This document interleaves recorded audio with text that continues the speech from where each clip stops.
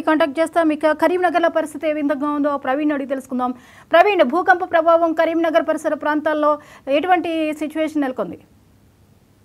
Good morning Pravalika. Karimnagar ఉమ్మడి జిల్లాలో భూకంప ప్రకంపనలు పెద్ద ప్రకంపాన్ని సృష్టించాయని చెప్పొచ్చు. ఉదయం 7:25 వేళ ఒక్కసారిగా భూమి స్వల్పంగా కంపించడంతో ప్రజలు భయాందోళనకు గురయ్యారు. ఉదయం వేళ ఏదైతే బెడ్ల నుంచి అప్పుడే దిగుతున్న వేళ ఈ భూమి పెద్ద శబ్దంతో ప్రకంపనలు రావడం, ఇంట్లోని సామానంతా కూడా చిందరవందరగా కింద పడడంతో ప్రజలు కూడా ఒక్కసారిగా బెంబెలెత్తి భయాందోళనకు గురై రోడ్ల మీదకి పరుగులు తీసిన పరిస్థితులు అయితే ఉన్నాయి. ఏదేమైనప్పటికీ కరీంనగర్ ఉమ్మడి జిల్లాలోని ప్రస్తుతం కరీంనగర్ జిల్లాలో అటు హుజురాబాద్, జమ్మికుంట, ఇల్లందకుంట, ఇటు మానకొండూరు, కరీంనగర్లోని పలు కాలనీలో ఈ భూకంప ప్రకంపనలు అయితే వచ్చాయని కూడా స్థానికులు చెప్తున్నారు. మరోవైపు పెద్దపల్లి జిల్లా తీసుకుంటే పెద్దపల్లి జిల్లాలోని పెద్దపల్లి మండలంతో పాటు సుల్తానాబాద్ మండలం, కాళేశ్వరంపూర్, ఓదెల, మంతని, రామగుండం మండలాలు కూడా భూమి ప్రకంపించిందని కూడా చెప్తున్న పరిస్థితులు అయితే ఉన్నాయి. అటు రాజన్న సిరిసిల్ల జిల్లా తీసుకుంటే రాజన్న సిరిసిల్లతో పాటు వేములవాడ, కోనారావుపేట, ఇటు చందుర్తి మండలాల భూమి స్వల్పంగా ప్రకంపించిందని కూడా చెప్తున్నారు. మరోవైపు జగిత్యాల తీసుకుంటే జగిత్యాల పట్టణంతో పాటు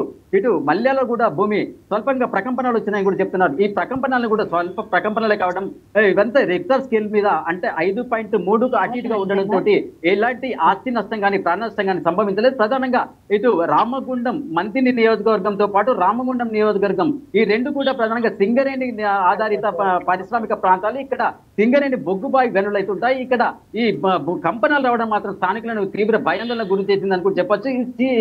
అంటే ఈ స్వల్ప ప్రకంపనలు కావడంతో కూడా ఎలాంటి ఆస్తి నష్టం కానీ ప్రాణ నష్టం కానీ చోటు చేసుకున్నప్పటికీ ఇక మళ్ళీసారి పెద్ద ప్రకంపనలు మనం వస్తున్నాయని కూడా భయాందోళనకు గురవుతున్న పరిస్థితులు అయితే ఉన్నాయి. మరోవైపు ఇటు అంటే ఈ భూకంపం ఏది జయశంకర్ భూపాలపల్లి జిల్లా మహదేపూర్ నుండి అటు కొత్తగూడెం వరకు ఏదైతే గోదావరి పరివాహక ప్రాంతం ఉంటుందో ఆ పరివాహక ప్రాంతంలో ఈ భూకంపం వచ్చిందని కూడా చెప్తున్న పరిస్థితి ఉన్నాయి. ప్రధానంగా ఏదంటే ఈ గోదావరి పరివాహక ప్రాంతం భూకంప సేఫ్ జోన్ అని కూడా చెప్తారు.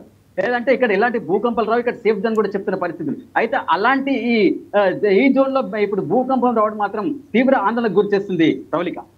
Right, thank you Praveen. మళ్ళీ కాంటాక్ట్ చేస్తాం. ఇక కొత్తగూడెంలో పరిస్థితి ఏ విధంగా ఉందో ఖాసిం అడిగి తెలుసుకుందాం. ఖాసిం, భూకంప ప్రభావం ఎలా ఉంది? అక్కడ ప్రజల్లో ఎటువంటి పరిస్థితి నెలకొని ఉంది?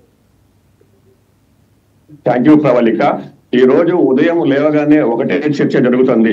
మీ ఊర్లో భూకంపం వచ్చిందా రాలేదా అని ఒకరినొకరు కుశల ప్రశ్నలు వేసుకుంటూ ఎలా జరిగింది, ఏమి జరిగింది అంటూ ఒకరినొకరు అడుక్కునే ప్రశ్న అయితే ఏర్పడుతుంది. ఈ రోజు భద్రాద్రి కొత్తగూడెం జిల్లా వ్యాప్తంగా పలు మండలాల్లో పలు నియోజక కేంద్రాల్లో